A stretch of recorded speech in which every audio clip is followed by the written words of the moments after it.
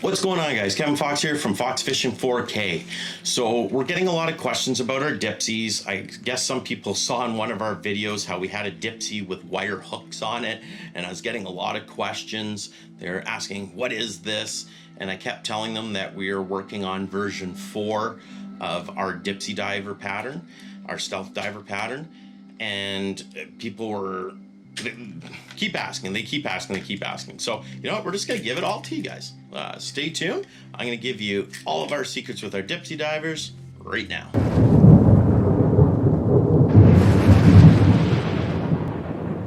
Okay, so let's start off from the beginning. When I first started fishing dipsy divers, I started with everybody else. Dipsy diver, snubber, 10-15 feet of line out to a flash or fly spoon, whatever I wanted.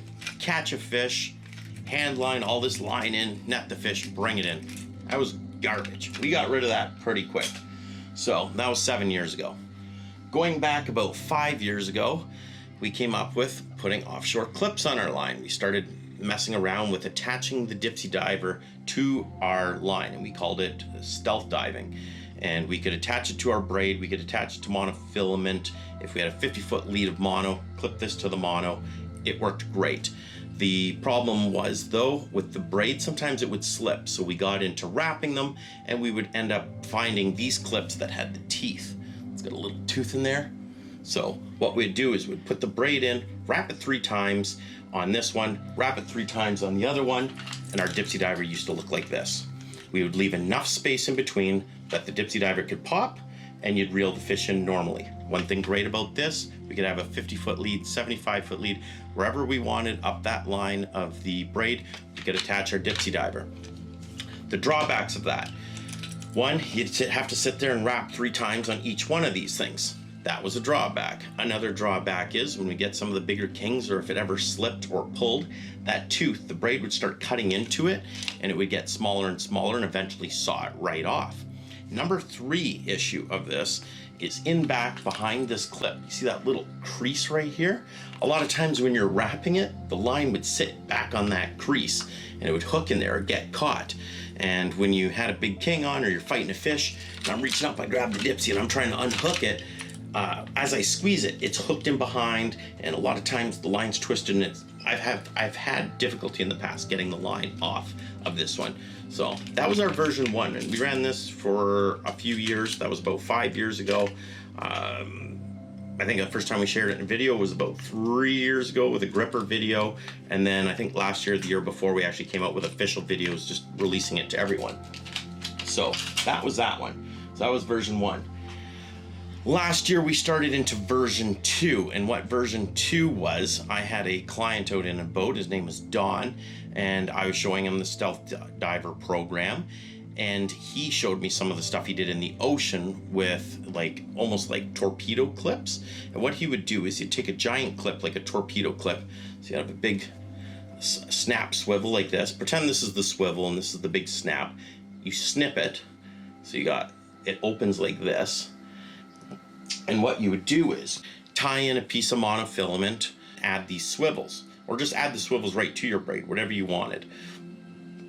But what you would do is, with this metal hook, and here's your line with your swivel, you would put this through the eye of the swivel, just like that, and that would hang off there. And the pressure of the water pulling against your diver would keep it on there.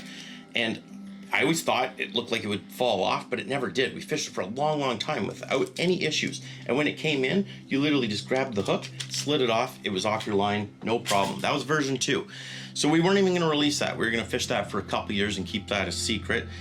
But then we ended up actually losing a diver like that. That was one of the issues with that method. The other issue that I didn't like, I never had any issues with my rods, but just something it kind of bothered me, was reeling these swivels up the eyes of my rods, especially if you're getting into more expensive rods. I didn't like the idea of the swivels going up the rods. So that's where we were kind of humming and hawing about version 2.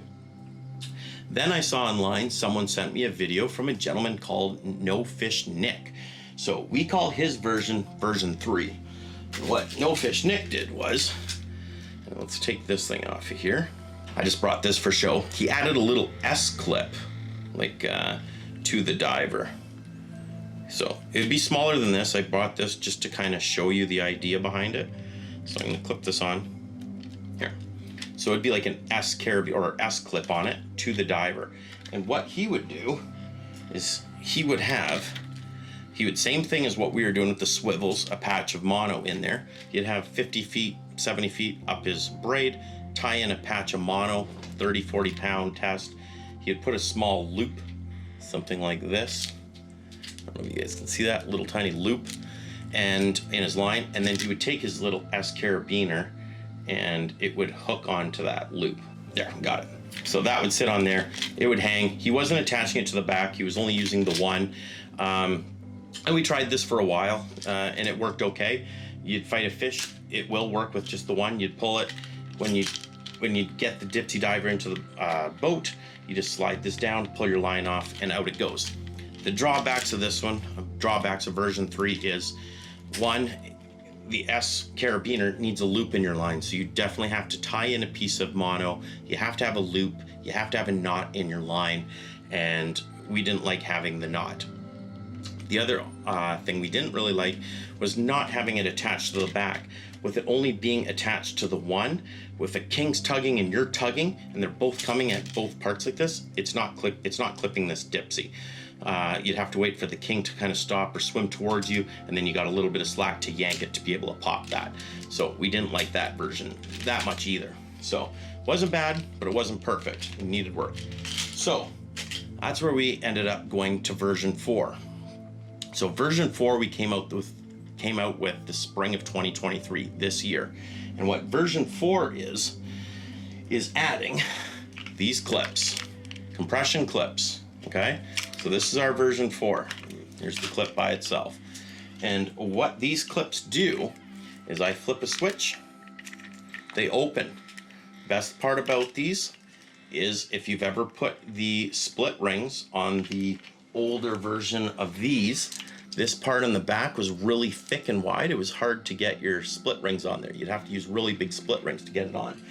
These are a little bit thinner, so you can use smaller split rings, heavier duty split rings too. So that's great. The other good option about these is it has a rubber pad in here. And not only does it have a rubber pad, it has this tooth right here. So your line goes behind that tooth, so you're not gonna lose your Dipsy. It can't slide and fall off. So what you'd end up doing is, you don't need to patch a mono on your line. This will work on braid, this will work on any line. You could probably clip this to wire if you wanted. Probably kink it, but you clip it to Litecoil, you can clip this to whatever the heck you want. But here's a perfect example. Here's your line. Take my line, it goes under the tooth and lays on the pad. Once it's there, I just flip this switch down, done. It's compression fitting, it's on, it's not going anywhere. I can hold this. That's how solid that is, guys. Like, I could snap my line, like, it is tight. And if it's not tight enough, you have a Starhead Phillips screwdriver, you can compress it even more. So you would just clamp that, have this open, put it in the other one, clamp this down, it's super fast. This comes in, all I do is flip this lever, that opens, flip this lever, line comes out, done. The benefit of this, if I have, let's say, a 20-foot mono lead, 20-foot fluorocarbon lead, and then all braid, I can run a 20-foot lead with this, I can run a 50-foot lead, I can run a 200-foot lead and only send this down 10, 20 feet for steelhead.